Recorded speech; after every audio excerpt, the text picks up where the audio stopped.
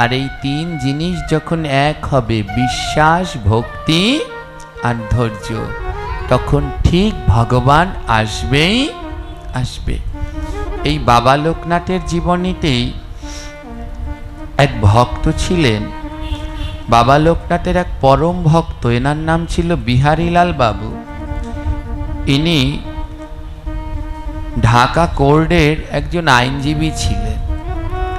এই বিহারীলাল বাবু অনেকের মুখে শুনেছে বাবা লোকনাথের কথা, তো একদিন বারদী আশ্রমে বাবা লোকনাথকে দর্শন করতে আসলেন। গ্রন্থের এই শ্লোক বললেন, एको एवतु जयी विप्र বৈষ্ণব ভুবি ভোজ্যতে। বললে এ জগতে কেউ যদি একজন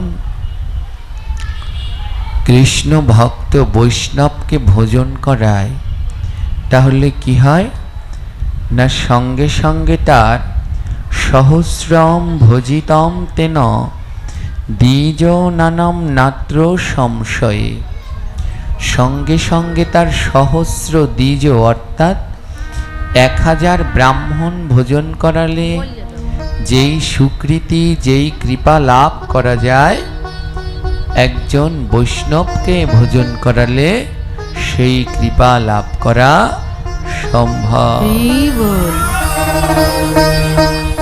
আখাটা একটু ব্যাখ্যা করুন, নইলে এই শব্দটা আসে।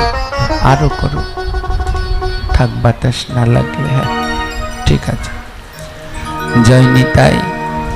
তো 1000 ব্রাহ্মণকে সেবা করালে যেই সুকৃতি, যেই কৃপা লাভ হয়, একজন বৈষ্ণবের সেবার মধ্যে দিয়ে সেই সুকৃতি লাভ হয়। ওমা ধ্যান দিন, বাবা লোকনাথের অনুষ্ঠান তিনি তার জীবনীর ভিতর দিয়ে এমন অনেক উদাহরণ দেখিয়েছেন।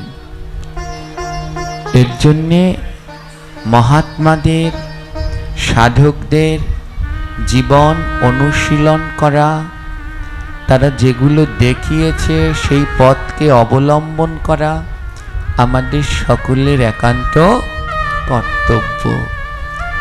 এই মহাত্মারা যে পথ আমাদের দেখিয়ে গেছেন, সেই পথ ধরেই আমাদের সামনের দিকে আগানো উচিত। আজ বাবা লোকনাথের এই অনুষ্ঠান, বাবা লোকনাথ তার একটা বাণীর ভিতরে বলেছেন, এ জগতে আমার চরণ ধরলে কোনোদিনই আমায় লাভ করতে পারবে না।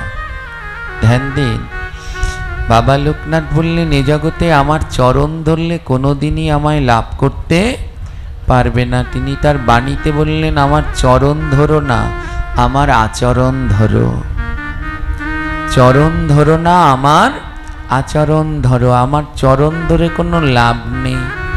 আমি যা শিক্ষা দিলাম সেই আচরণগুলো ধরো, আর সেই আচরণগুলো মানব জীবনে পালন করার চেষ্টা করো। বাবা লোকনাথ দেখিয়েছেন কেমন করে জীবকে সেবা করতে হয়, কেমন করে জীবের প্রতি দয়া করতে হয়। হ্যাঁ, তার জীবনীতেই আমরা দেখতে পাই। বাবা লোকনাথ এই আলোচনা আমি আগেও আপনাদের বলেছিলাম, সেই বৈষ্ণব সেবায় গিয়েছিলেন। কোন রূপ ধরে গিয়েছিলেন? কুকুরের রূপ ধারণ করে গেলেন। জগৎকে শিক্ষা দেওয়ার জন্যে কাউকে কোনোদিন ছোট করো না। গীতায় এক জায়গায় গোবিন্দ বললেন, সেই আমার প্রকৃত জ্ঞানী ভক্ত, যিনি কুকুর, চণ্ডাল, হাতি, সমদর্শী, ব্রাহ্মণ সব কিছুর মধ্যে একই দর্শন করে। এ জগতে আমাদের পূর্ণতা তো তখনই যখন আমরা সমস্ত জীবের প্রতি একই দর্শন করতে পারবো, যে সবার ভিতরেই ভগবানের সেই পরমাত্মারই অংশ। সমস্ত জীবকে আমরা ভালোবাসতে পারবো। মহাপ্রভুর সেই বাণী, জীবে দয়া নামে রুচি, বৈষ্ণব সেবন, ইহা বিনা ধর্ম নাই শুনো সনাতন। সমস্ত জীবকে দয়া করা, বাবা লোকনাথ তার জীবনীর মধ্যে দিয়ে এমন অগণিত শিক্ষা জীবকে প্রদান করেছেন। তাই আমি বারবার ভাগবত পাঠে একটা কথা বলি, ভগবানকে পেতে হলে আমাদের তিনটা জিনিসের দরকার। সবার প্রথমে দরকার বিশ্বাস, দ্বিতীয়তে বিশ্বাস রাখতে হবে। প্রথমটাই বিশ্বাস রাখতে হবে ভগবানের বাণীতে, বিশ্বাস রাখতে হবে ভগবানের শ্রী বিগ্রহতে, বিশ্বাস রাখতে হবে তার কথায়। যদি সেখানে বিশ্বাস থাকে তাহলেই তোমার মনে ভক্তি জন্মাবে। যতক্ষণ পর্যন্ত বিশ্বাস না হবে ততক্ষণ পর্যন্ত ভক্তি জন্মাবে না। আর যেখানে শ্রী বিগ্রহ আছে তোমার বিশ্বাস রাখতে হবে এ শুধু বিগ্রহ নয়, এর ভিতরে ভগবান অবস্থান করেন। এই বিশ্বাসটা আমার থাকতে হবে। ওই বিগ্রহের অর্চন যদি ঠিক মতো না হয় তাহলে তার কষ্ট হয়। বিশ্বাস থাকতে হবে যে ওই বিগ্রহের সম্মুখে খেতে দিলাম, উনি কি খায়, অত যেরম আছে তেমনই পড়ে থাকে। এই বিশ্বাস থাকলে কোনোদিনই ভগবানের কৃপা লাভ করা সম্ভব নয়। বিশ্বাস থাকতে হবে। এই যে এত গরম, পাখা ছাড়া আমাদের কষ্ট হচ্ছে, এইটুকু বিশ্বাস থাকতে হবে আমাদের ভগবানেরও কষ্ট হয়। হ্যাঁ, আমাদের যদি হাত কেটে যায় তাহলে আমাদের ব্যথা হয় না? হয় না? জোরে বলুন, হয় তো? আবার ভগবানেরও যদি হাত কেটে যায়, হাত ভেঙে যায়, অঙ্গহানি হয়, তাহলে ভগবানেরও যন্ত্রণা লাগে না? লাগে না? বিশ্বাস রাখতে হবে। আর এই বিশ্বাসগুলো যদি অটুট না থাকে তাহলে যে আমরা সামনের দিকে আগাতে পারবো না। তাই হ্যাঁ, আমাদের শাস্ত্র অনুসারে সমস্ত বিগ্রহের নির্দেশনা আছে, জানেন তো?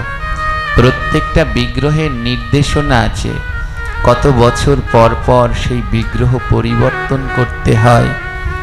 হ্যাঁ, মৃন্ময়ী মাটি দিয়ে যে বিগ্রহ হয়, এই বিগ্রহ মূলত 7 দিন পর্যন্ত স্থায়ী থাকে, আর 7 দিন পরে এর পরিবর্তন হয়ে যায়। কিন্তু তারপরেও যদি শ্রী বিগ্রহে অঙ্গহানি হয়, হ্যাঁ, শ্রী বিগ্রহের কোনো অংশ ভেঙে গেল, ফাটল ধরে গেল, তখন তাকে সংস্কার করতে হয়, অথবা শ্রী বিগ্রহকে নিরঞ্জন দিয়ে নতুন বিগ্রহ গঠন করে নিতে হয়। অমনিভাবে অঙ্গহানি যুক্ত শ্রী বিগ্রহ দর্শন করলেও এক ধরনের অপরাধ হয়ে যায়। তাই এইগুলো সংস্কার আমাদের করা একান্ত দরকার।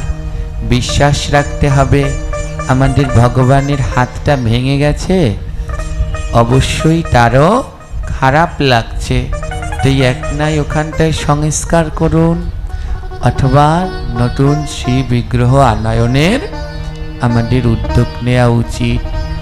ভগবানকে পাওয়ার জন্যে যাকেই ভজনা করেন সবার আগে দরকার বিশ্বাস। আর বিশ্বাস থাকলে সেখানে ভক্তি আসবে, আর ভক্তি আসলে তোমার মনে ধৈর্যও আসবে। আর এই 3 জিনিস যখন এক হবে, বিশ্বাস, ভক্তি আর ধৈর্য, তখন ঠিক ভগবান আসবেই আসবে। এই বাবা লোকনাথের জীবনীতেই এক ভক্ত ছিলেন। বাবা লোকনাথের এক পরম ভক্ত, এনার নাম ছিল বিহারীলাল বাবু। ইনি ঢাকা কোর্টের একজন আইনজীবী ছিলেন। এই বিহারীলাল বাবু অনেকের মুখে শুনেছে বাবা লোকনাথের কথা, তো একদিন বারদী আশ্রমে বাবা লোকনাথকে দর্শন করতে আসলেন।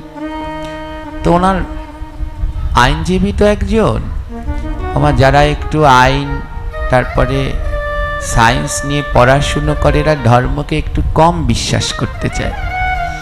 তো উনি এসেছিলেন ওনার কোনো এক আত্মীয়ের সাথে দেখতে যে উনি একজন মহাপুরুষ, এত দীর্ঘদিন ধরে রয়েছেন, কিন্তু ওনার ভগবানের উপরে, বাবা লোকনাথের উপরে একটু বিশ্বাস ছিল না।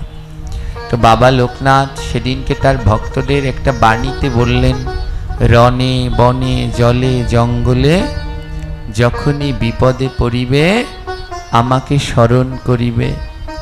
তো উনি এই বাণীটা শুনলেন, কিন্তু ওনার মন মতো হয়নি, ভালো লাগেনি, কিন্তু বাণীটা ওনার কানের ভিতরে রয়ে গেছে। রণে বনে জলে জঙ্গলে যখনই বিপদে পড়িবে আমাকে স্মরণ করিবে, আমি রক্ষা করিব। বাবা লোকনাথকে একটা প্রণাম পর্যন্ত করেননি। তার কিছুদিন পরে এই বিহারীলাল বাবু যে কোনো কাজে ঢাকা থেকে স্টিমার যোগে চট্টগ্রাম যাচ্ছিলেন মেঘনা নদী পার হয়ে। আর তার সেই আইনগত কাজে মেঘনা নদী পার হয়ে তিনি যখন চট্টগ্রাম গেলেন, চট্টগ্রামে কাজ শেষ করে আবার তার সহযাত্রীদের নিয়ে ওই মেঘনা নদী থেকেই পার হয়ে আবার ঢাকাতে ফিরছেন। আর ফেরার পথে ওই নদীর মধ্যে প্রচুর ঝড় উঠল। মেঘনা নদীর ঠিক মাঝখানে এত ঝড়, নৌকাটা ঠিক ডুবে যাচ্ছে, নৌকাটা একেবারে ডুবে যাচ্ছে। সবাই বিভিন্ন জন ওই নৌকায়, অনেক যাত্রী ছিল, এক একজন এক এক ভগবানকে ডাকছে, যে যার মতো ভগবানকে ডাকছে। এই বিহারীলাল বাবু, যিনি ভগবান বিশ্বাস করত না, সেদিন তার হঠাৎ ওই কথা মনে পড়েছে, আরে আমি তো বারদী আশ্রমে গিয়েছিলাম, আর ওই মহাপুরুষ বাবা লোকনাথ বলেছিলেন জলে জঙ্গলে যেখানে বিপদে পড়বে স্মরণ করতে। আজ এই মেঘনা নদীতে তো ডুবে মরবই, এমন অবস্থা, নৌকা স্টিমারটা ডুবে যাচ্ছে। বলে আজ ডুবে তো মরবই, তো মরার আগে একবার পরীক্ষা করে দেখি আসলেই এই বাবা লোকনাথ সত্যি না মিথ্যা।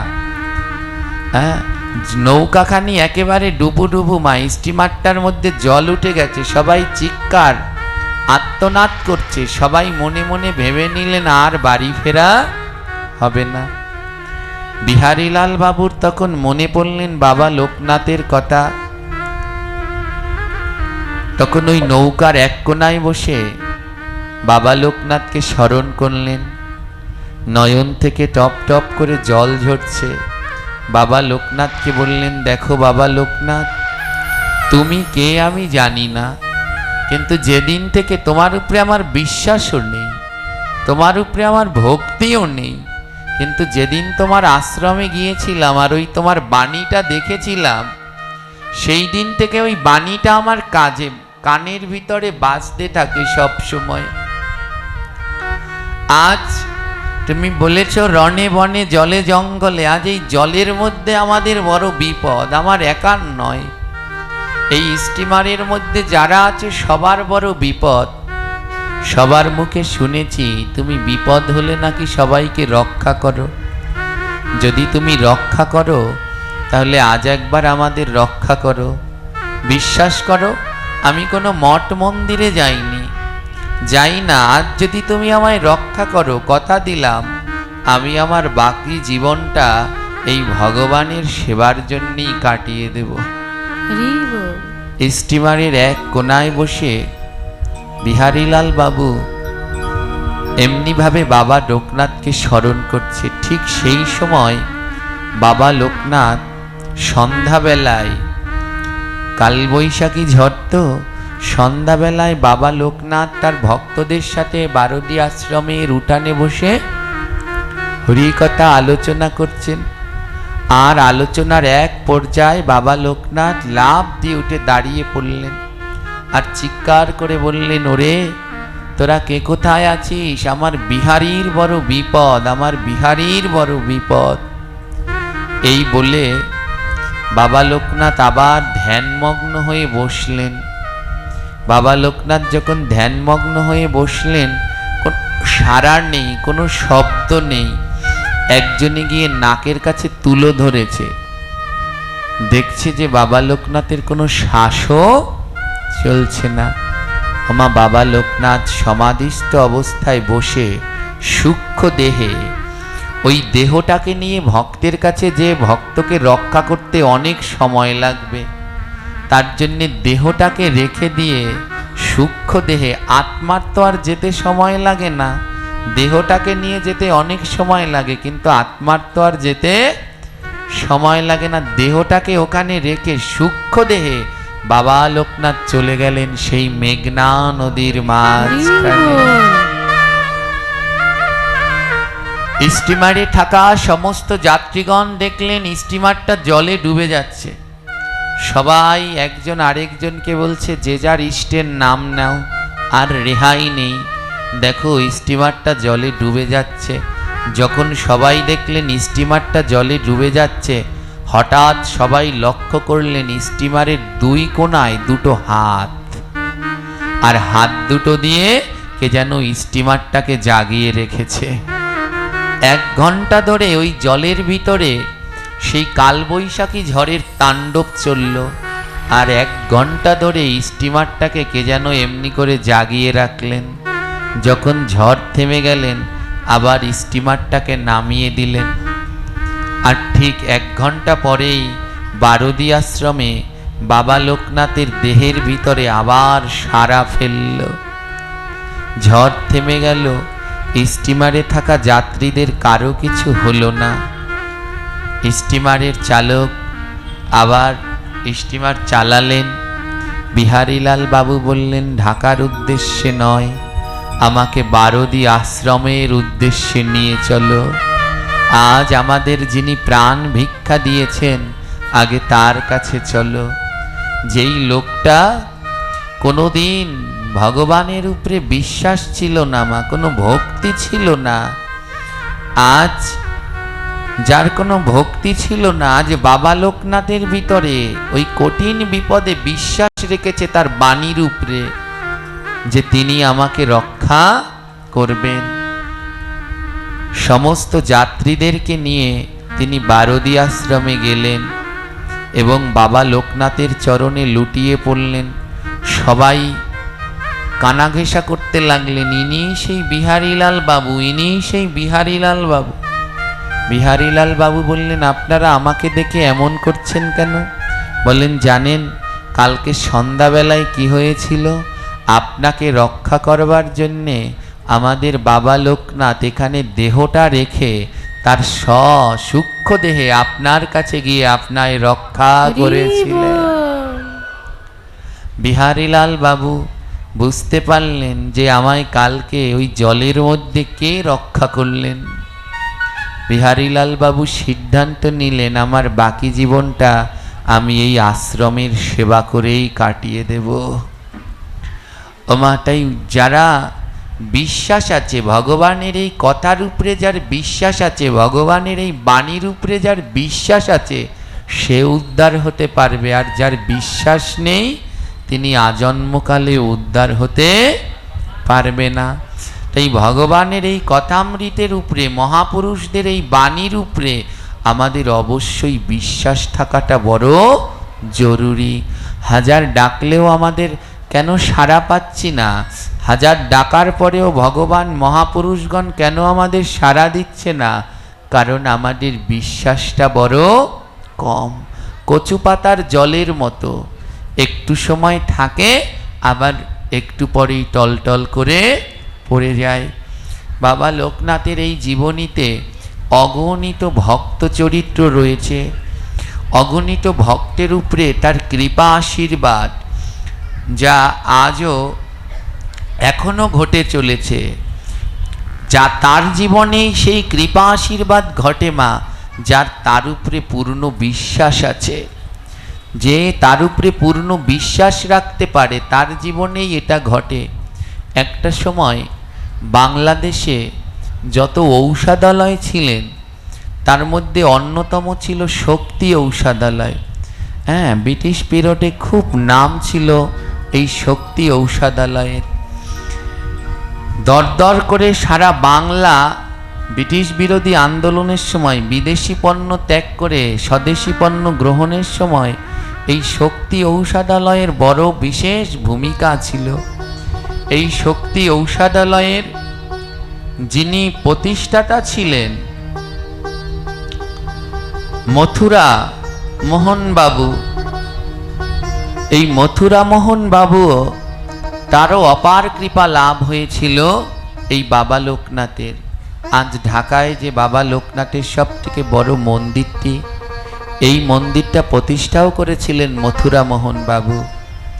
বাবা লোকনাথ এই তিরোধান দিবসে আমরা মনে করি তিনি আর এই ধরাধামে নেই। তিনি এটাও প্রমাণ করে গেলেন, যদি কেউ আমায় ডাকতে পারে, ভক্তিযুক্ত সহকারে আমায় কেউ ডাকতে পারে, কে বলেছে নেই? ভক্ত ডাকলে আমি সঙ্গে সঙ্গে সেখানে হাজির হয়ে যাই, আমি অবশ্যই আসি। ভক্ত যদি ডাকে আমি অবশ্যই আসি। পূর্ণ বিশ্বাস আর ভক্তি নিয়ে যদি কেউ আমাকে ডাকে আমি অবশ্যই আসি। এই মথুরা মোহন বাবু, যিনি এই শক্তি ঔষধালয়ের প্রতিষ্ঠাতা, আপনারা জানেন কি না জানি না, এনার ছোটবেলায় এক দুরারোগ্য ব্যাধি হয়। অনেক চিকিৎসা করানো হয় কিন্তু তাতেও তার ব্যাধি যায় না। যখন তাকে বারদী আশ্রমে বাবা লোকনাথের কাছে নিয়ে যায়, বাবা লোকনাথ তাকে স্বপ্নে বলে দেন যে কোন কোন ঔষধ, কোন গাছপাতার রস খেলে পরে তার এই কঠিন দুরারোগ্য ব্যাধি সেরে যাবে। সেই ঔষধ খাওয়ার পরেই মথুরা মোহন বাবুর অসুখ ছেড়ে যায় এবং মনে মনে সিদ্ধান্ত নেয়, আমার বাংলায় এত ঔষধি গাছ রয়েছে আর আমরা বিদেশি ঔষধের উপরে বিশ্বাস করে বসে আছি।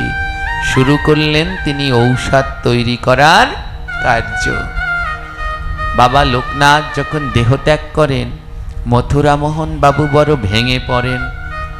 তখন মথুরা মোহন বাবু তীর্থ দর্শনের জন্য বেরোয়, কাশীতে গেলেন, বিশ্বনাথের দর্শনের জন্য কাশীতে গেলেন।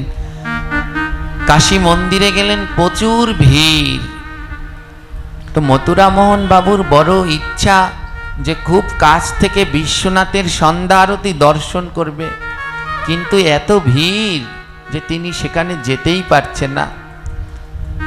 এক কোনায় দাঁড়িয়ে মনে মনে ভাবছে, আজ যদি আমার বাবা লোকনাথ থাকতো আর বাবা লোকনাথের সাথে আমি এখানে আসতাম, তাহলে সবাই বাবা লোকনাথকে দেখে পথ ছেড়ে দিত।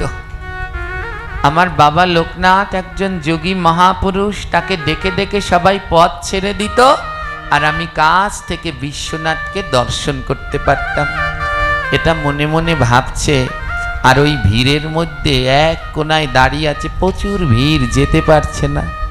বাবা লোকনাথকে স্মরণ করলেন, বাবা তুমি যদি আজ আমার সাথে থাকতে আমি অনায়াসে বিশ্বনাথকে দর্শন করতে পারতাম। যখনই এই কথা বলছে, হঠাৎ উনি দেখলেন ওনার হাত পিছন দিয়ে কে যেন টানছে, ওনার হাতটা পিছন দিয়ে কে যেন টানছে। পিছন ফিরে দেখলেন ওনার হাত ধরে বাবা লোকনাথ নিজে টানছেন। ওনার হাত ধরে বাবা লোকনাথ নিজে টানছেন, কোনো কথা বলছে না। বাবা লোকনাথের মুখে সেই মিষ্টি হাসি। হাত ধরে হাজার ভক্তের ভিড়ের মাঝ থেকে সেই মথুরা মোহন বাবুকে বিশ্বনাথের কাছে নিয়ে গেলেন।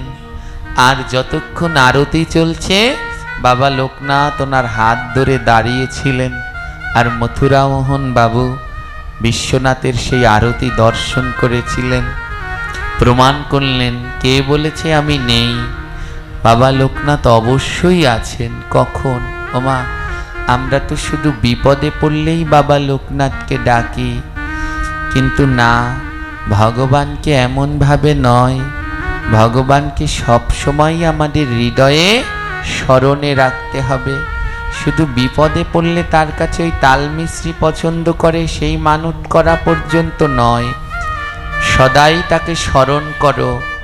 আর যিনি সদাই কৃষ্ণ ইন্দ্রিয় প্রীতিবাঞ্ছা তারে বলে নাম, আত্ম ইন্দ্রিয় প্রীতিবাঞ্ছা তারে বলে কাম। তাই ভগবানকে, ভগবানের সুখ বিলাসের জন্যে ভালোবাসো, নিজের সুখ বিলাসের জন্যে নয়। দুই ভক্ত, এক ভক্ত স্টিমারে বসে বলেছিল, প্রভু কোনোদিন মন্দিরে যাইনি, কোনোদিন ভগবানকে ডাকিনি, আজ যদি জীবনে রক্ষা পাই বাকি জীবন তোমাতেই সমর্পণ করব। ভগবান এসে রক্ষা করেছিলেন। আরেক ভক্ত বিশ্বনাথকে দর্শন করবেন, প্রভু আজ যদি তুমি আমার সাথে থাকতে ঠিক আমি প্রভুকে দর্শন করতে পারতাম। দুজনেই নিষ্কাম রূপ ভগবানকে ডাকলেন, আর অনায়াসে ভগবান দুজনার ডাকেই সাড়া দিয়ে বাবা লোকনাথ এগিয়ে আসলেন রক্ষা করবার জন্য। হরি বল। ধ্যান দিন। তাই আমাদের এই হরি কথায় বড় বিশ্বাসের দরকার। মা এক পাশে দাঁড়িয়ে ভক্ত জিজ্ঞেস করলেন কৃষ্ণ কোথায়, আরেক পাশে দাঁড়িয়ে মহাজন বললেন কৃষ্ণ কথায়। হ্যাঁ, কৃষ্ণ কোথায়? জোরে বলুন, কৃষ্ণ কথায়। কৃষ্ণ তো দূরে নেই, এই কৃষ্ণ কথার মধ্যেই কৃষ্ণ আছে, যদি খুঁজে বের করতে পারেন। ভগবান দূরে নেই, কৃষ্ণ কোথায় বলছে কৃষ্ণ কথায়। যদি খুঁজে বের করতে পারেন এই কৃষ্ণ কথার মধ্যেই কৃষ্ণ আছেন। ওমা, এই কৃষ্ণ কথা আমরা শুনি কিন্তু মানব জীবনে পালন করতে পারি না। আপনাদের বড় ভাগ্য যে সপ্ত দিবস ব্যাপী আপনাদের এই আঙিনায় ভগবানের পরম পবিত্র মধুময় হরিকথা হচ্ছে। তার থেকেও বড় ভাগ্য কি জানেন? এখন কি মাস চলছে জানেন? কি মাস? বাহ, অনেকে বললেন জ্যৈষ্ঠ মাস। না গো, এখন চলছে পুরুষোত্তম মাস। 3 বছর অপেক্ষা করার পরে এই মাস পাওয়া যায়। এই মাসের স্বীকৃতি জানেন? 12,000 বছর তীর্থ। এই যে আজ ভাগবত হরিকথা শ্রবণ করছি আমরা, 12,000 বছর ধরে তীর্থ ভ্রমণ করলে যেই ফল পাওয়া যায়। ওমা, আমরা কেউ জীবনে 12,000 বছর বাঁচব? 12,000 বছর বাঁচতে হলে আমাদের কতবার জন্মগ্রহণ করতে হবে? 12,000 বছর ধরে বিভিন্ন তীর্থ ভ্রমণ করলে যেই পুণ্য হয়, এই পুরুষোত্তম মাসে একদিন ভাগবত পাঠ শ্রবণ করলে সেই স্বীকৃতি অনায়াসে লাভ করা যায়। সেই অপার করুণা কৃপা অনায়াসে লাভ করা যায়।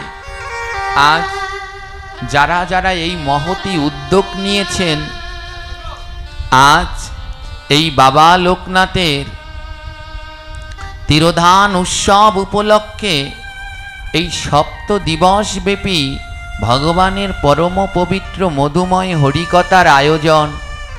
আর এই পুরুষোত্তম মাসে 7 দিন ধরে আপনারা এই হরিকথা শ্রবণ করবেন। 12,000 বছর ধরে তীর্থ ভ্রমণ করলে যেই পুণ্য, একদিন এই পুরুষোত্তম মাসে গোবিন্দের কথা বললে সেই স্বীকৃতি লাভ করা যায়। কত ভাগ্যবান মা! আর যে 7 জন ভাগবত বক্তা পাঠ করবেন তার মধ্যে 6 জনই একেবারে শুদ্ধ, সাত্ত্বিক, পরিপূর্ণ।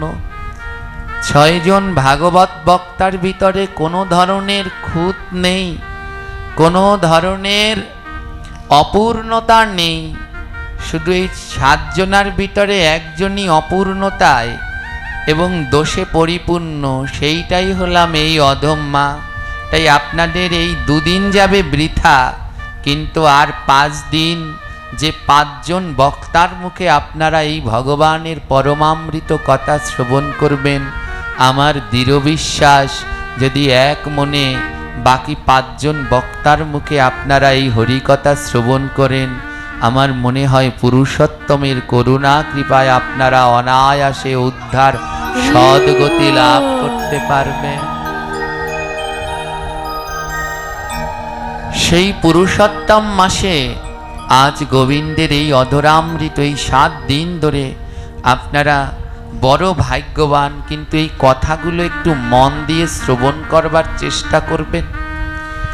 এই বক্তারা যা বলছেন এগুলো মানব জীবনে পালন করার চেষ্টা করবেন।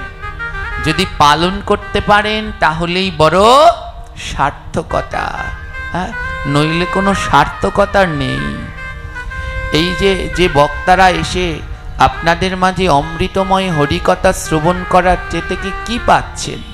একটা ছোট গল্প শুনুন। এক লোক 7 করে একটা কুকুর কিনেছে। তো কুকুরের কাজ কি? মালিককে সতর্ক করা। ঘরে চোর আসলে, ডাকাত আসলে কুকুর ডাকে, ঘেউ ঘেউ করে ডেকে সতর্ক করে দেয়। কিন্তু ওই মালিকের এটা জানা ছিল না যে চোর আসলে কুকুর ডাকে, অচেনা লোক আসলে কুকুর ডাকে। মালিক একটা কুকুর কিনলেন। এবার একদিন ওই মালিকের ঘরে চোর এসেছে। আর যখনই চোর এসেছে, ওই বাচ্চা কুকুরটা চোরকে দেখে শুধু ঘেউ ঘেউ ঘেউ ঘেউ করে ডাকছে। আর মালিক ভুল বুঝল, কুকুর কিনলাম 7 করে আর ও আমায় ঘুমাতেই দিচ্ছে না। মালিক কি করছে? কুকুরটা বারবার ডেকে দৌড়ে দৌড়ে মালিকের কানের কাছে আসছে। আর মালিক বলছে, তোকে এই জন্যে টাকা দিয়ে কিনলাম, আমার ঘুম ভাঙানোর জন্যে। পাশে জুতো ছিল, মা জুতো দিয়ে কুকুরটাকে মারছে। যেই মারছে কুকুরটা আবার চলে যাচ্ছে। একটু পরে ওই চোরে তো চুরি করছে, কুকুরটা একটু পরে আবার দৌড়ে আসছে। আবার মালিক জুতো দিয়ে মারছে। হাতের কাছে ঘটি বাটি যা ছিল কুকুরটার গায়ে একের পর এক ছুঁড়ে ছুঁড়ে মারছে, কিন্তু তাও কুকুরটা ঘেউ ঘেউ ঘেউ ঘেউ করছে। সকালবেলা মালিক যখন ঘুম থেকে উঠলেন, উঠে দেখে ঘরের মধ্যে কিচ্ছু নেই। যা ছিল সব চোরে চুরি করে নিয়ে চলে গেছে, শুধু খালি ঘর পড়ে আছে। মালিক বুঝতে পারলেন কুকুরটা কাল সারা রাত্র কেন এমন ঘেউ ঘেউ করে ডাকলো। আমার ঘরের সব কিছু চুরি হয়ে যাচ্ছে, তাই আমাকে সচেতন করবার জন্য কুকুরটা এমন ঘেউ ঘেউ করে ডাকছে। হে কৃষ্ণ ভক্তগণ, ওই কুকুর যেমন তার মালিককে সচেতন করবার জন্য ঘেউ ঘেউ করে ডাকছে, তদ্রূপ মহাজনগণ, শুদ্ধ মহাত্মাগণ, তারা কি বলছেন? তারা কোনোদিন বলছে, আমি বড় ভক্ত হতে চাই না, বৈষ্ণব দুয়ারে যদি হইতাম কুকুর, এটো দিয়া তরাইতেন বৈষ্ণব ঠাকুর। তাই সেই মহাত্মাগণ, সেই ভাগবত বক্তাগণ বারবার তোমার কানে এসে, কানের কাছে এসে তাদের সেই কথামৃত কথা বলে তোমাকে ডাকছে। কুকুর যেমন তার মালিককে স্মরণ করিয়েছিল, মালিক তোমার চুরি হয়ে যাচ্ছে। আর এই 7 দিন ধরে ভাগবত বক্তাগণ আপনাদেরও তেমনি ডেকে ডেকে বলছে, হে জীব, তোমাদের চুরি হয়ে যাচ্ছে, তোমরা জাগো। তারা এই কথা দিয়ে আপনাদের জাগানোর চেষ্টা করছে, জেগে ওঠো, তোমাদের চুরি হয়ে যাচ্ছে। কি চুরি হচ্ছে? তোমাদের আয়ু চুরি হয়ে যাচ্ছে। তোমাদের এই দেহ ঘর থেকে দিন দিন চোর আয়ু চুরি করে নিয়ে যাচ্ছে। তাই আয়ু থাকতে থাকতে তোমরা সাধু সঙ্গ করো, আয়ু থাকতে থাকতে তোমরা হরিনাম করো, আয়ু থাকতে থাকতে সৎ সঙ্গে যুক্ত হয়ে সদাচারী জীবন যাপন করো। ওমা, কুকুরকে যেমন মালিক বারবার ঘটি বাটি ইট পাটকেল মারে তাড়িয়েছিলেন, তারপরও কুকুর এসেছে। আর যে মহাত্মাগণ এই হরিকথা বলবার জন্যে আমাদের মাঝে আসে, আপনাদের মাঝে আসে, ওমা এদেরকেও এমন অনেক কিছু সহ্য করতে হয়, কত কটু কথা, কত নিন্দা, কত জনার কথা, কিন্তু তারপরেও বারবার তেনারা আমাদের মাঝে আসেন। ওই মালিক যেমন তাড়িয়েছিলেন কুকুরকে, এই যারা হরিকথা প্রচারের জন্য আসেন এনাদেরকেও এমন যন্ত্রণা সহ্য করতে হয়, কিন্তু তারপরেও তারা বারবার আসেন আমাদের জাগানোর জন্যে। জেগে ওঠো, জেগে ওঠো, চোর তোমার সব চুরি করে নিয়ে যাচ্ছে, তোমার আয়ুগুলো সব চোর হরণ করে নিয়ে যাচ্ছে। তাই যে কয়দিন থাকবে, থাকতে থাকতে ভগবানের এই নির্দেশনিত পথ পালন করো। আজ এই পরম পুরুষোত্তম মাস আমার দেখতে দেখতে প্রায় শেষ হয়ে গেছে। আর অল্প কদিন আছে, আর কদিন আছে, আর 9 দিন আছে। 10 দিন না 9 দিন, 9 দিন আর আছে। এই পুরুষোত্তম মাসকে পাওয়ার জন্য আবার কতদিন অপেক্ষা করতে হবে? আবার 3টা বছর অপেক্ষা করলেই পুরুষোত্তম মাস পালন করা যাবে। কারা কারা এই মাস পালন করছেন? কয়জন পালন করছেন? একটু হাত তুলুন তো, কে কে পালন করছেন?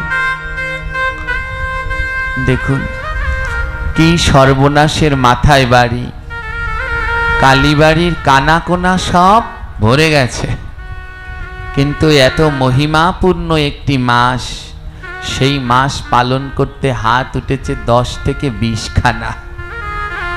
তাহলে এই ভাগবত শুনে লাভ আছে? ওই কুকুর যেমন ঘেউ ঘেউ করছে আর মালিক তাড়িয়ে দিচ্ছে, আমাদের অবস্থাও সেই ঠিক। বুঝতে পারলাম না, এত মহিমাপূর্ণ এই মাসটি আমরা বুঝতে পারলাম না মা। এই মাসকে পাওয়ার জন্য আবার 3টা বছর অপেক্ষা করতে হবে। দ্রৌপদীর নাম শুনেছেন? মহাভারতে দ্রৌপদী সব থেকে, মহাভারতের দুঃখী চরিত্রের নাম বলতে পারেন? মহাভারতের সব থেকে দুঃখীকে? দ্রৌপদী। সব থেকে গোবিন্দকে ভালোবেসেছিলেন কে? দ্রৌপদী। সব থেকে ভালোবাসতেন, ভগবানকে ভালোবাসতেন, আবার সব থেকে দুঃখ পেতেন দ্রৌপদী। আমার দ্রৌপদী কেমন দুঃখী জানেন? এ জগতে যার মা নেই সে বড় দুঃখী। সবার হয়তো মায়ের গর্ভে জন্ম হয়, কিন্তু দ্রৌপদীর মায়ের গর্ভে তার জন্মই হয়নি। জন্ম থেকেই তিনি দুঃখী। জন্ম হলো একটা অন্য কারণে, বিবাহ হলো, সেখানে গিয়ে তিনি বিভক্ত হলেন, 5 জন স্বামী হয়ে গেল দ্রৌপদীর। হ্যাঁ, শ্বশুর বাড়িতে গেলেন, কিছুদিন পরেই চলে যেতে হলো বনবাসে, সারাটা জীবন বনে বনে কাটাতে হলো। তারপরে একটু আনন্দ হলো, 5টা ছেলে, দ্রৌপদীর 5 ছেলে। আর কুরুক্ষেত্রের যুদ্ধে দ্রৌপদীর 5টা ছেলেই মারা যায়, কিন্তু অন্য রকম ভাবে। 5টা ছেলের মাথা কেটে নিয়ে যায় অশ্বত্থামা। দ্রৌপদী এমন এক হতভাগী মা, মৃত্যুর পরে ছেলের মুখটাও দেখতে পারেনি। অশ্বত্থামা তার 5 ছেলের মাথা কেটে সমুদ্রের জলে ফেলে দিয়েছিল। দ্রৌপদী শেষকালে জিজ্ঞেস করেছিল গোবিন্দের কাছে, গোবিন্দ, আমার এত দুঃখ, এত যন্ত্রণা, প্রভু বলো না, আমি পূর্বজন্মে এমন কি পাপ করেছিলাম যেই পাপের ফলে আমার জন্ম থেকেই এত যন্ত্রণা ভোগ করতে হলো? ভগবান দ্রৌপদীকে বললেন, দ্রৌপদী, তুমি পূর্ব জন্মে মেধা ঋষির কন্যা ছিলে,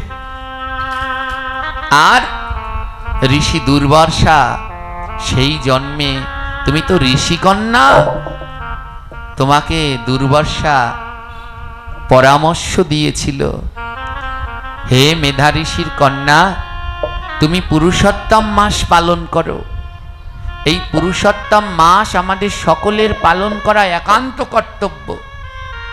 যারা 12 মাস ধরে তামসিক আহার করে, মাছ মাংস ডিম পেঁয়াজ রসুন খায়, অন্তত এই পুরুষোত্তম মাসের এই 1 মাস তাদের সাত্ত্বিক আহার করতে হয়। অনেকে বলবেন, বাবা যারা মাছ মাংস খায় শুধু কি তাদের জন্যেই নিয়ম? না, সবার জন্যে আছে। যারা মাছ মাংস খায় তাদের বললেন এই মাসে সাত্ত্বিক আহার করো।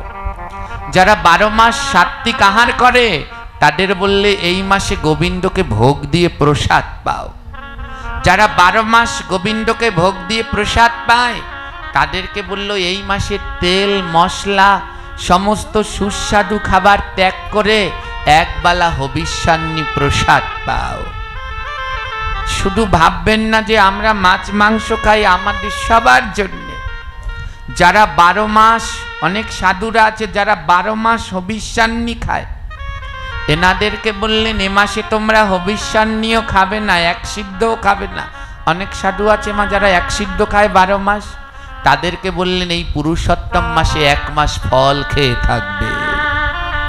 অনেক সাধু আছে যারা 12 মাস ফল খেয়ে কাটায়, তাদেরকে বললেন এই মাসে তোমরা শুধু জল খেয়ে থাকবে। এই নিয়ম শুধু আপনাদের একার জন্য নয়, সব সাধুদের জন্য ধাপে ধাপে। অনেক সাধু আছে যারা 12 মাস জল খেয়ে থাকে। বললে এমন সাধু আছে যারা 12 মাস জল খায়? হ্যাঁ আছে। আমি তো দেখিনি, দেখবেন কি করে? এই সাধুরা লোকালয়ে থাকে না, এরা ত্যাগী, এরা হিমালয় পর্বত জঙ্গলের মধ্যে বিরাজ করেন।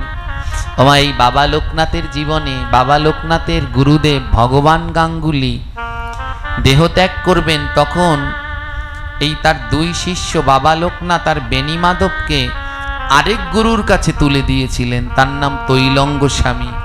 যখন বাবা লোকনাথ তার 2 শিষ্যকে তৈলঙ্গ স্বামীর কাছে তুলে দিয়েছিলেন, তখন তৈলঙ্গ স্বামীর বয়স ছিল 300 বছর। চিন্তা করতে পারেন, তখন তৈলঙ্গ স্বামীর বয়স ছিল 300 বছর। তাকে বলা হতো কাশীর জ্যান্ত শিব। ভজন করতেন তৈলঙ্গ স্বামী, এই মাটিতে বসে নয়, খাটে বসে নয়, বিছানায় বসে নয়। তৈলঙ্গ স্বামী জপ করতেন কাশীর গঙ্গা বা নদী পুকুরের মধ্যে বসে, জলের মধ্যে বসে। পাখাটা ব্যাকা করো। জলের মধ্যে বসে জপ করতেন। বলে এত জায়গা থাকতে জলের মধ্যে যেতেন কেন? কেন জানেন? কারণ আমাদের যারা এই ভজন করতে যাবেন, একজন সাধু আসুক, একজন দেখতে আসবে, কথা বলতে আসবে, জানতে আসবে, এতে সাধকের ভজনে বড় সমস্যা হয়। তাই তৈলঙ্গ স্বামীকে কেউ যেন সমস্যা করতে না পারে। নাম তখনই কাজ করবে, কখন? যখন নামই শুধু, যিনি নাম জপ করছেন তিনি শুধু নামীর কথা চিন্তা করবে। নাম করবার সময় শুধু ভগবানের চিন্তা হবে, অন্য কারো চিন্তা।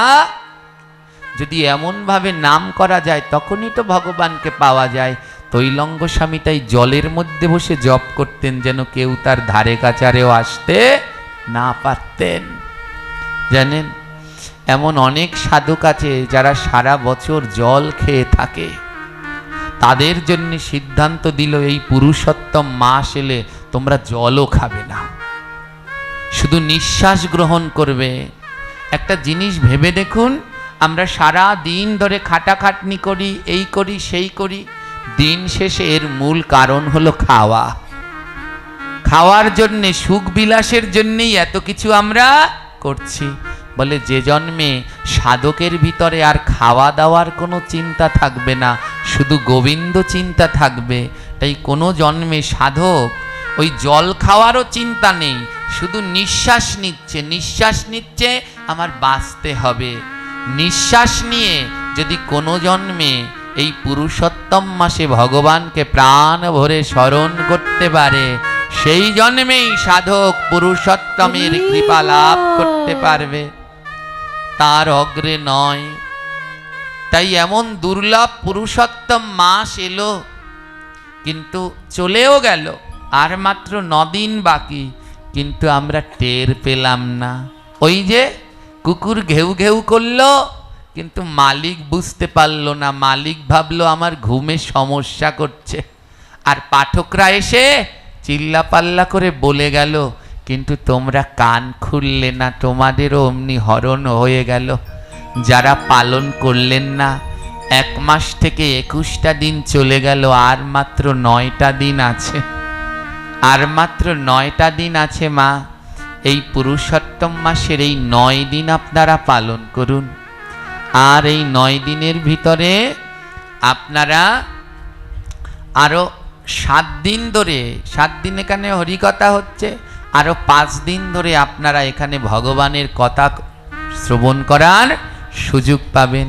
এই পুরুষোত্তম ব্রতের আর 9 দিন বাকি, আর আপনারা বড় ভাগ্যবান যে আরো এখনো 5 দিন ধরে আপনারা ভগবানের এই কথা শ্রবণ করতে পারবেন। তাই যারা এই কয়দিন পালন করেননি, তারা আজ থেকে শুরু করে দিন, যে এই বাকি 9টা দিন আমরা ভগবানের এই পুরুষোত্তম মাস পালন করার চেষ্টা করি। এই 9 দিনে কোনো অখাদ্য খাবো না। এই 9 দিন নিয়ম করে সকালবেলা ব্রহ্ম মুহূর্তে উঠে স্নান করব। এই 9 দিন ভগবানকে এই মাসে 33 কার্য করতে হয়। 33 বার ভগবানকে প্রণাম, 33 বার পরিক্রমা করা, ভগবানকে 33টি তুলসী পাতা প্রদান করা। মনের ভিতরে সংকল্প করুন, এই পুরুষোত্তম মাসের আর 9 দিন বাকি। এই 9 দিন আর কিছু করি আর না করি, গুনে গুনে 33 বার গোবিন্দকে প্রণাম করব। যারা জপ করেন মালার সংখ্যাটা বাড়ান, যে এই কয়দিন আমরা 33 মালা, 16 মালা থেকে 33 মালা পর্যন্ত একটু জপ করি। এই 9টা দিন অন্তত গোবিন্দের কাজে লাগান। আর যদি এত ভাগবত শ্রবণের পরেও যদি আমরা এই কার্য, এই ব্রত পালন করতে না পারি, তাহলে এই ভাগবত শ্রবণে শুধুই বিফল, কোনো কাজে লাগলো না। আমি বারবার একটা কথা বলি, ভাগবত পাঠ শুনলে কোনো দিন পাপ যায় না। অনেকেই মনে করেন একটু পাঠ শুনতে যাই, একটু কীর্তন শুনতে যাই, আমার পাপ যাবে। ভুল ধারণা। ভাগবত পাঠ শুনলে কোনো দিন পাপ যায় না। ভাগবত পাঠ শুনলে যদি পাপ যেত, একটা পাপীও থাকতো না বাংলাদেশে। ভাগবত পাঠ শুনলে তারই পাপ যাবে যিনি ভাগবত পাঠ শ্রবণ করে সেটা মানব জীবনে পালন করতে পারবেন। আজ এই ভাগবত পাঠ শ্রবণ করার পরে যদি চেতনা হয় না, আমাদের এই মন্দিরে 5 দিন ভাগবত পাঠ হবে, পুরুষোত্তম মাস চলছে, এই 5 দিন আমরা গোবিন্দের সাত্বিক আহার করব, আর এই 5 দিন ভাগবত পাঠে যাব। এই 5 দিন গোবিন্দকে একটু তুলসী কাষ্ঠের দীপ দেখাবো। মা দামোদর মাস যেমন পালন করে, এই পুরুষোত্তম মাস ঠিক একইভাবেই পালন করতে হয়। এই গোবিন্দের অত্যন্ত কৃপার মাস। দ্রৌপদী জিজ্ঞেস করলেন, প্রভু আমার এত দুঃখের কারণ কি? ভগবান বললেন, পূর্বরই জন্মে তুমি মেধা ঋষির কন্যা ছিলে, দুর্বাসা তোমায় পরামর্শ দিয়েছিল পুরুষোত্তম মাস পালন করো, কিন্তু হে দ্রৌপদী, তুমি এই পুরুষোত্তম মাসকে মল মাস বলে ঘৃণা করেছ। ওমা, আমাদের অনেকের মধ্যে এই ধারণা আছে এই মাসকে বলে মল মাস। কি মাস বলে জানেন তো আপনারা? এই মাসকে মল মাস বলে ঘৃণা করে, বলে এটা মল মাস, এই মাসে কোনো শুভ কাজ নেই, এই মাসে কোনো বিয়ে নেই। আচ্ছা, এই মাসে কোনো বিয়ে চুরো, গৃহ নির্মাণ নেই, এই মাসে কোনো ধরনের ব্যবসা বাণিজ্য শুরু করার তারিখ নেই, গৃহ নির্মাণ নেই, কোনো কিছু নেই, তাই এই মাস অশুভ। মোটেই না। কর্ম 2 প্রকারের হয়, সকাম কর্ম, নিষ্কাম কর্ম। বিয়ে চুরো, ঘর বাড়ি বানানো, এগুলো সকাম কর্ম, সময় নষ্ট।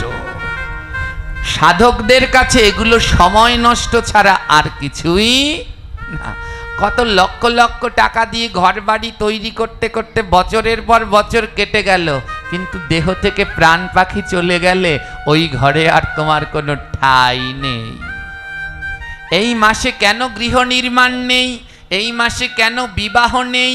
বলে এগুলো করে এই এমন ভজনের মাস, সময় নষ্ট করো না। এই মাস হলো ভজনের মাস, এই মাস ভগবানকে ডাকার মাস, তাই এই সমস্ত করে এই একটা মাস সময় নষ্ট নয়, এই একটা মাস গোবিন্দের নামে ভজন করে যাও, একদিনও নষ্ট করো না। কিন্তু দুঃখ হলো এতজন ভক্তের মধ্যে মাত্র 20-30 জন এই মাসটাকে পালন করে চলেছেন, আর বাকি জনদের জীবন থেকে 21 দিন চলে গেছে। তাদের আর 21 দিনের পুরুষোত্তম মাস পালন করা হলো না। অনেকে মনে মনে ভাবছেন, থাক বাবা, আগে তো জানতাম না, সামনের বছর হলে করব। ওমা, সামনের বার আবার পুরুষোত্তম মাস পেতে হলে আপনাকে 3 বছর অপেক্ষা করতে হবে। কত বছর? আপনি কি আর 3 বছর বাঁচবেন গ্যারান্টি আছে? কোনো গ্যারান্টি নেই। তাহলে কি করব? বলে বাকি যে 9টা দিন আছে, ওই 9টা দিন অন্তত করো। আমাদের পার্শ্ববর্তী ধর্মে, ইসলাম ধর্মে রোজা হয় না? হয় তো। তারা 1 মাস ধরে রোজা রাখে কি না? সবাই কি 1 মাস রাখতে পারে? জোরে বলুন, পারে? কেউ 10টা রোজা রাখে, কেউ 5টা, কেউ 9টা, কেউ 7টা, এমন তো। তো তদ্রূপ ওনাদের ধর্মে যেমন 1 মাস রোজা, তদ্রূপ আমাদের ধর্মে দামোদর মাস, পুরুষোত্তম মাস, 1 মাস ব্রত। ওরা বলে রোজা, আমরা বলি ব্রত। কেউ যদি এই 21 দিন পারেননি, বাকি 9 দিন অবশ্যই পালন করুন। এই 9 দিন গৃহ থেকে তামসিক আহার ত্যাগ করে ভগবানের সাত্ত্বিক আহার করুন এবং অবশ্যই ভগবান পুরুষোত্তমের কৃপা লাভ করুন। ভগবান শ্রীকৃষ্ণ বললেন, দ্রৌপদী, পূর্ব জন্মে তুমি এই মাসকে মল মাস বলে অবহেলা করে পুরুষোত্তম ব্রত পালন করনি, আর সেই পুরুষোত্তম ব্রত পালন না করার ফলে এই জন্মে তোমাকে এত দুঃখ যন্ত্রণা ভোগ করতে হয়েছে। চিন্তা করুন, তিনি ঋষিকন্যা ছিলেন পূর্বজন্মে। আমার ঋষিকন্যা হলে তারা কি মাছ মাংস পেঁয়াজ রসুন খেত? জোরে বলুন।